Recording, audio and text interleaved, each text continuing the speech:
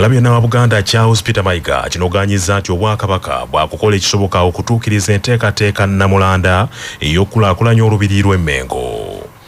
Bw'abadde ayogerako eri bannamawulire mu Butikkiro mu kutegeeza Obuganda ebituukiddwako mu myaka 13 ng'akutte eddamula ow'omu mbuga agambye nti okulaakulanya olubiri lw'Emmengo Ssaabasajja Kabaka kennyini akwetaaga era buli kyetaagisa okulufuula ekyenjawulo yakirinako obuyinza.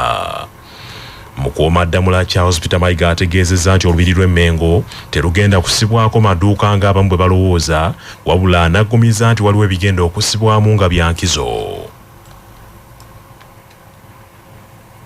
Tujja kubaamu tugambe ekifo ewali ebika ebiri mu ttuluba ebirime ng'ekkobe kika ky'ekirala ekiri mu bintu ebyo mpindi waliyo ebika ebirala engabi enjobe ebyangu okuba nabyo nga waliwo ekifo bigenda okubeera waliwo ebika ebimu ebizibuzibu ng'enjovu embogo empologoma kwegamba fe enteekateeka gye tulina si yakuteeka maduuka ku lubiri lw'Emmengo. Olubiri terubaako maduuka, toyinza kuddira lubiri ekifo eky'ekitiibwa ekyenkanidde awo ate n'okyetolooza amaduuka. Nandibadde nga amaduuka galeeta ssente, fe mu nteekateeka ffe tekiriimu. Naye ebinaakolebwa munda bijja kuwa abavubuka bangi emirimu era emirimu gijja kubaawo mingi. Towulidde bwe nkugambye n'ebyo byenkomyeko byokka abavubuka tebaafune mu mirimu okulabirira ebifo ebyo byokka byenkonyeeko era abavubuka bajja kuweebwa emirimu. Naye enkola eno ey'amaduuka omanyi mu Uganda twagala nnyo okuzimba amaduuka naye ku lubiri okwetoloozaako amaduuka tekijjayo kitiibwa kya lubiri. Katikkiro yeebazizza abantu ba Kabaka mu Buganda wonna abamuwadde amaanyi okussamu nkola ebiragiro by'amaasomogi era n'ategeeza nti newankubadde wabaddewo ebisoomooza tebiyinza kulemesa mirimu gya Kabaka kutambula.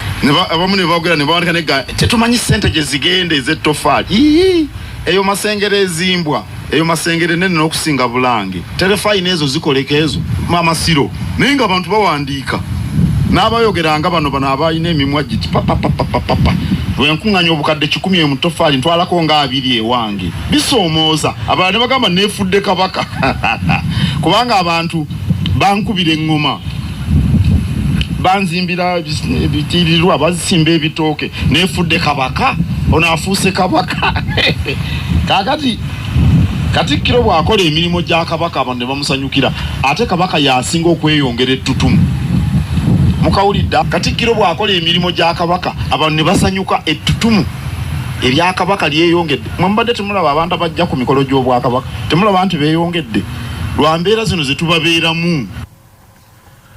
Poliisi ekutte omusajja Kalitima agambibwa nti abadde yeegumbulidde omuze gw'okuwambanga abaana abato mu kibuga Kampala n'emiriraano olwo n'alyoka akanda abazadde ensimbi okubabaddiza. Akwatiddwa ye Odongo Isaac era okumukwata kivudde ku kikwekweto ekikoleddwa ekitongole kya poliisi ekirwanyisa abazigu ekya Flying Squad mu bikwekweto eby'enjawulo oluvannyuma lw'abazadde okwemulugunya.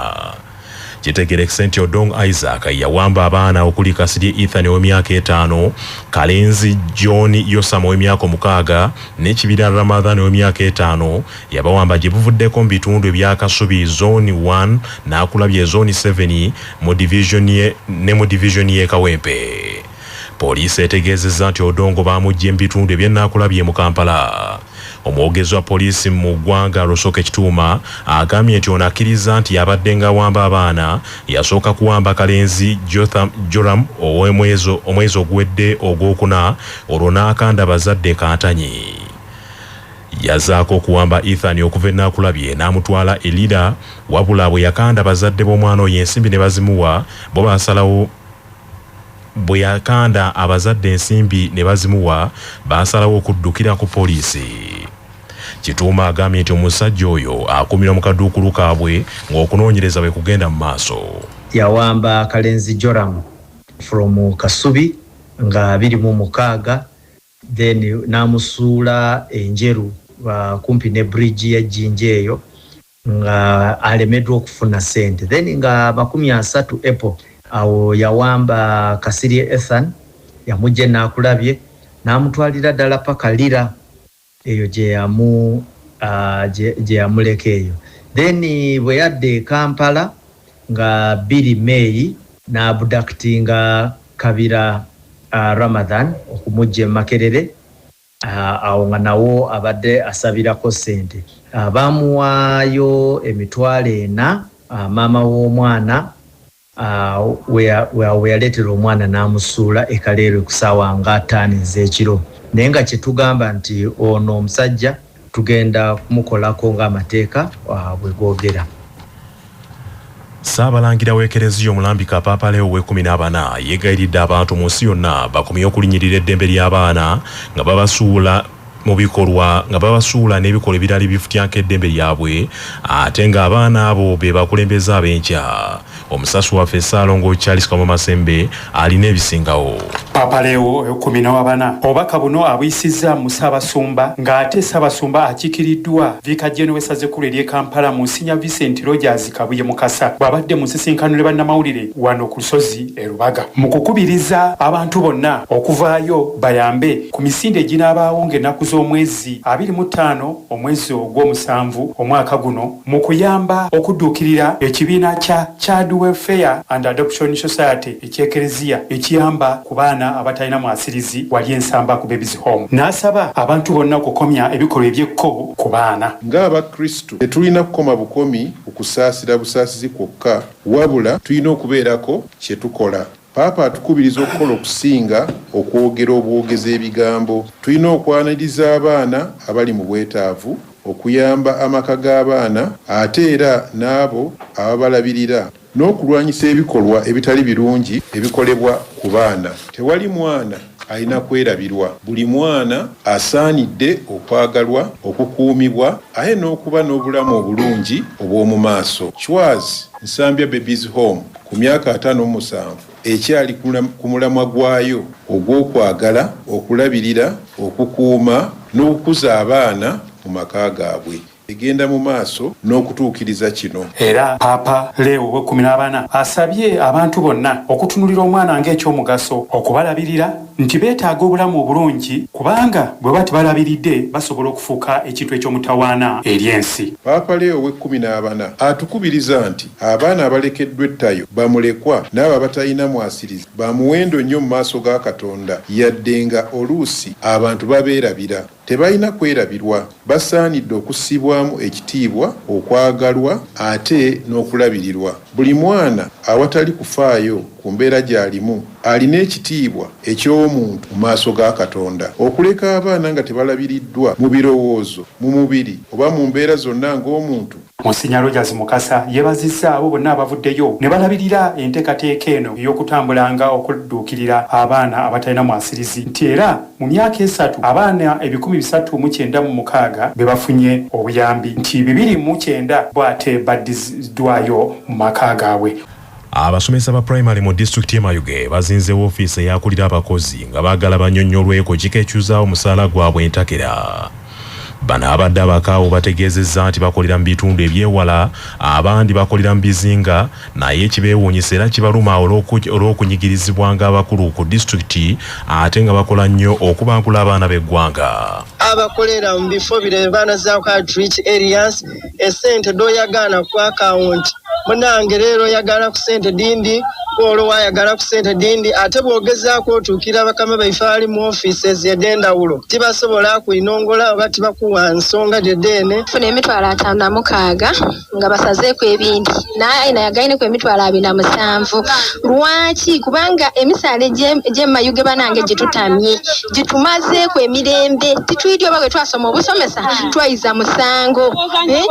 Oyagana ku leero dindi ido wayagana ku dindi wayagana ku ebiri ko omwezi guwanga kunga omutima gukwewengereire otyo baleero banampa oba tiba. Wabula akulira abakozi mu disitulikiti y'e Mayuge Abudu Batambuze agambye nti sibe bokka abasalwako ssente enkola eri mu ggwanga lyonna. Omuntu akoze eki afunye era sisitemu ezirawo obonera bano tibafunye bano bafunye osasula bona deni walindirira abafunye edakola ki okwemulugunya. So mwezi ogw'omwenda last year edo had to reach allowance edibwebwa abali mu bizinga eyo abasomesa bali mu bizinga eyo n'abasawo abali mu bizinga eyo davwa era ba complaininga senior human resource officer kuba ali in charge of payroll yagezaako okumanually okubayiza ku system okubayizaako era basasulwa kimaze kyeyiramu bwekyayizeemu era baavire ku system yabafudulire Mayuge yonka ne district sedindi ediri mu hard free allowance dona balina ekizibu.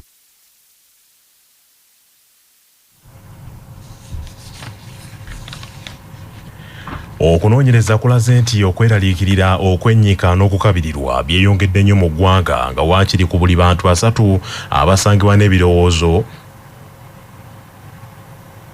nga waakiri ku bantu 3 abasangibwa n'ebirowoozo omu ku bo ayisiddwako mu mitendera egy'okubudaabudibwa. Okunoonyereza kulaga nti obulwadde bw'ebirowoozo buvudde ku mbeera ey'obwavu bweyongedde mu ggwanga lino n'abantu bangi okuggwaamu essuubi. Omukugu mu kujjanjaba endwadde ez'ebirowoozo n'okwennyika mu birowoozo Ethel Nakimuli okuva mu kitongole ekya Medical Research Council agambye nti ekisooka abasawo batono nnyo mu ggwanga abayinza okujjanjaba n'okutereeza ebirowoozo by'abantu ate nga ennyika eyeyongera bweyongezi. Ono agambye nti n'abasawo abamu mu malwaliro agasinga tebamanyi bwe bakwata muntu alwadde birowoozo abamu ate babongera bongezi kwennyika mu birowoozo mu kifo ky'okubawunya. Ebivudde mu kunoonyereza bino biraga nti engeri gye tutendekamu abasawo baffe erina okukyuka. Tulina okubatendeka mu kubudaabuda okujjawo embeera y'ebirowoozo. So si just kumanya ebirowoozo bye biki, bitandika bitya, kiki ekibireeta. Twagala abasawo baffe abali mu malwaliro gonna siga gokka amanene naye ne buno obulwaliro obutono twagala okubatuukako tubatendeke nti bannange mumanyi bw'oba ofunye omuntu nga alwadde ebirowoozo naye bw'abazze olina mukwata bwoti olina kusooka na kino noddako naki. Dr. Kenneth Kalani omukugu mu ndwadde ez'ebirowoozo mu Ministry y'ebyobulamu agambye nti bakunyikiza nnyo ensonga ey'okubangula abasawo ku ngeri gye bayinza okukwatamu abantu abennyise mu birowoozo ng'ekiwundu tekinnasamba ddagala. Nga ministry bataddewo policy okuintegratinga mental health services mu HIV care.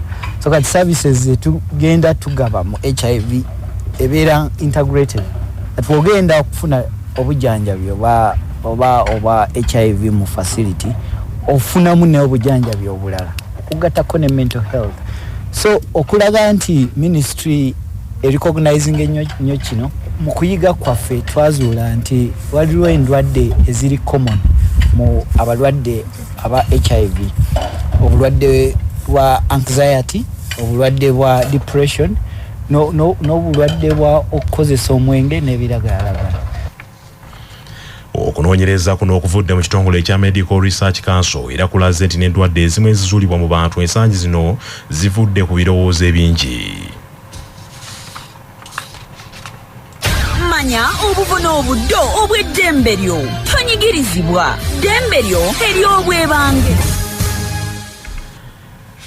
Ddembe ly'okuwakanya enkulaakulana eteri ku mutindo nga munnamateeka Joseph Ndawula bw'annyonnyola. Singa omuntu yenna akola enkulaakulana mu ngeri emenya amateeka etatukagana na mutindo oguli mu kitundu ekyo nga bwe gulagirwa mu planning, omuntu yenna oyo abeera azza musango.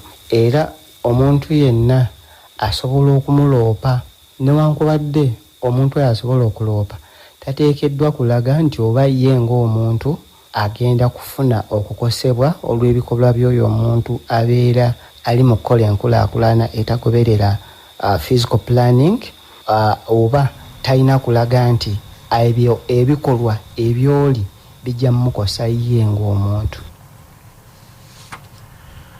Gavumenti eyanjudde enteekateeka ez'okulayiza omukulembeze w'eggwanga Yoweri Museveni okufuga ekisanja eky'omusanvu ekyakalulu ku mukolo ogunaayindira mu kisaawe kya Mefuga Kololo mu Kampala nga 12 omwezi guno. Minisita avunaanyizibwa ku nsonga z'obwa pulezidenti Babirye Emile Babalanda yayanjudde enteekateeka zino ku Uganda Media Center. Babalanda agambye nti emiryango gy'ekisaawe Kololo gyakugulwawo ku makya era bannayuganda bonna bayitiddwa okukyetabako mu butongole nga waliwo n'abagenyi pulezidenti Yoweri Museveni baayise okuva ebunaayira abagenda okwetaba ku kulayira kwe. Ekitiibwa pulezidenti ayise abakulembeze ab'enjawulo mu nsi yonna kwetaba ku mukolo okufaanana bwe guti ng'alayizibwa era ng'akwasibwa entebe mu butongole. Ayise abantu ab'enjawulo mu East Africa, mu Africa n'ensi yonna okubaaliza awamu. Era naffe wano mu ggwanga tuyise ba ministers ab'enjawulo, tuyise ababaka ba parliament bano abagenda abatusiibula abamazeeko ekisanja, ate n'ababaka abapya ab'omu kisanja ekye-12, tuyise abakozi ba government, tuyise ba ambassadors, ekitebe kyaffe ekikulu ekya NRM ne bakama baffe okuva saidi zeeyo nabo tubayise, ne ba ambassadors ab'ebitiibwa eby'enjawulo, bakama baffe mu Katonda n'ab'ebyobufuzi ebyobuwangwa bonna tubayise okwetaba ku mukolo guno ne bannayuganda bonna okutwaliza awamu. Minisita babiri Emile Babalanda ayongedde okunnyonnyola obukulu bw'omukolo guno ogw'okulayiza omukulembeze w'eggwanga. Lukulu nnyo kubanga omukulembeze omupya eyalondebwa abantu alina okwasibwa ofiisi mu butongole mu ssaawa 24 ng'ekisanja ekikadde kiweddeko. Ssemateeka bw'atyo bw'alambika. Era ayongera n'agamba nti omukulembeze ono mupya nga tannayingira ofiisi akuba ebirayiro eby'obwesimbu eri eggwanga ne mu maaso ga Katonda. Y'ensonga lwaki olunaku luno lukulu nnyo nti omukulembeze agenda kuba ebirayiro eri eggwanga eri abantu abamulonda era ne mu maaso ga Katonda. Tugenda kubeera ku kisaawe kyaffe eky'Ekkololo era omukolo gugenda kutandika essaawa 2 gumalirizibwe essaawa 8. Tujja kuba tujaguza wansi w'omulamwa ogugamba nti okukuuma bye tusobodde okutuukako. Omwami wa Kabaka w'essaza Buddu Ppookino Julie Muleke mu Butongola yanjulidde bannabuddu olukiiko lugenda okuddukanya ttiimu y'essaza mu mpaka z'amasaza ga Buganda ez'omupiira ogw'ebigere ez'omwaka guno 2026. Ppookino Julie Muleke ttiimu eno agitongoleza ku mbuga y'essaza e Masaka era nga aliwo n'abamyuka be, era minisita Kyeyuna Aruna Kasolo yalondeddwa ng'omuyima wa ttiimu eno. Ssentebe ye Lutaaya Joseph, omumyuka we ye Kagolo Sara, omukulu w'essomero lya Kimanya Primary School. Ow'ebyekikugu ye Brian Muwonge Kazola, team manager asigadde ye Ssaalongozi wa Stephen, omuwanika ye Segken Segawa wa Hotel Next, omuwandiisi ye Kasujja John Robert n'abalala. Mu mbeera y'emu Ppookino ayanjulidde bannabuddu abatendesi ng'omutendesi ow'oku ntiko ye Eric Kisuze ng'agenda kumyukibwa Sam Sekitto ne Simon Gita, ate omutendesi w'abakwasi ba ggoolo ye Jamada Mugalaasi n'abalala. Ppookino Judy Muleke alabudde abalondeddwa obutagezesa mirimu gyabwe bafube nnyo okutuusa ku bannabuddu ku lyengedde ku mulundi guno kubanga ekikopo ky'amasaza bakiri mu bwetaavu nnyo. Team manager ye Ssaalongozi wa Stephen era awadde bannabuddu asuubiza bannabuddu nti bakoze buli kyetaagisa omuli n'okugula abazannyi ab'omuzinzi abanaggumiza ttiimu ya Buddu okutuuka ku buwanguzi omwaka guno. Buddu yakuyingira enkambi ng'ennaku z'omwezi 7 omwezi guno okutandika okutendekebwa.